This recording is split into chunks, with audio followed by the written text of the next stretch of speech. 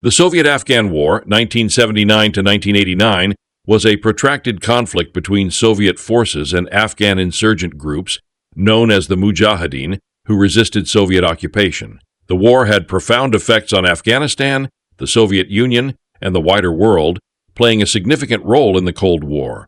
While it ultimately ended in a Soviet withdrawal and a Mujahideen victory, the conflict left Afghanistan destabilized, contributed to the fall of the Soviet Union, and influenced the rise of militant Islamist movements. In 1978, Afghanistan saw a communist takeover by the People's Democratic Party of Afghanistan, PDPA, following a coup that overthrew President Daoud Khan.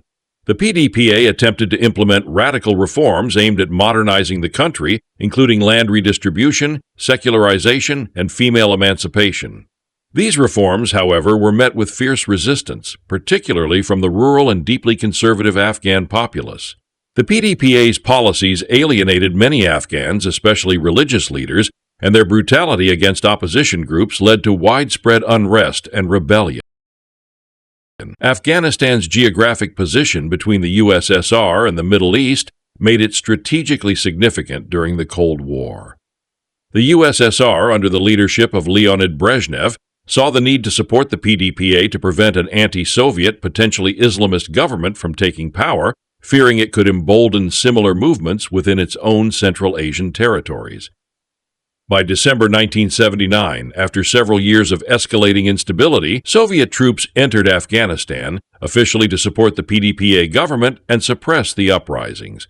This intervention, however, quickly turned into a full-scale war against a determined guerrilla insurgency. The Mujahideen, comprising various Afghan factions with diverse ideologies, rose up against the Soviets and the Afghan government. Some factions were deeply religious, and others were motivated by ethnic or nationalist concerns, but they were unified in their resistance to Soviet presence. The Mujahideen received significant support from the United States, Saudi Arabia, Pakistan, and China. Through covert programs, most notably the CIA's Operation Cyclone, the U.S. provided weapons, training, and funding to bolster the Afghan resistance against the Soviets. The Mujahideen utilized guerrilla tactics effectively against the Soviet forces. Given Afghanistan's mountainous terrain, they could conduct hit-and-run attacks, ambushes, and utilize hideouts difficult for the Soviet military to penetrate. Equipped with portable anti-aircraft weapons such as the American-supplied Stinger missiles, the Mujahideen were able to inflict heavy casualties and down numerous Soviet helicopters and planes, neutralizing a significant Soviet advantage. The Soviet military aimed to secure major urban centers, transportation routes, and borders while clearing Mujahideen-controlled areas through search-and-destroy missions. Initially, they sought a quick victory by deploying elite units to eliminate resistance in the cities and countryside. However, they underestimated the resolve and resilience of the Afghan fighters and the challenges posed by the Afghan terrain. Soviet forces encountered stiff resistance, and their conventional military tactics proved ill-suited for the mountainous landscape and guerrilla-style warfare. The Soviet forces faced several obstacles. Afghanistan's rugged terrain made it challenging to locate and engage Mujahideen forces, who blended in with the local population. Furthermore, the Soviet reliance on heavy air support and armored vehicles proved ineffective against small, highly mobile guerrilla groups. The Mujahideen's use of asymmetrical warfare tactics frustrated Soviet troops and led to significant casualties. The USSR implemented scorched earth tactics, bombing villages and destroying infrastructure to cut off the Mujahideen's supply lines and bases of support. This strategy, however, only deepened resentment among the Afghan populace, leading to further alienation and swelling the ranks of the Mujahideen. Civilian casualties mounted, and millions of Afghans became refugees, fleeing to Pakistan and Iran, which further strained relations in the region. The Soviet-Afghan War quickly became a Cold War proxy conflict. The United States, along with other Western and regional allies, saw an opportunity to weaken the Soviet Union by supporting the Mujahideen. The U.S. provided billions of dollars in arms and financial aid, some of which were funneled through Pakistan's Inter-Services Intelligence (ISI) agency. The CIA's Operation Cyclone was one of the longest and most expensive covert operations of the Cold War, with the goal of bogging down Soviet forces in a costly and demoralizing war. Saudi Arabia, motivated by both anti-communist and religious factors, contributed significant funding to the Mujahideen. Pakistan, under President Zia-ul-Haq, played a central role as a staging ground and safe haven for Afghan fighters, and the ISI managed much of the training and distribution of American weapons.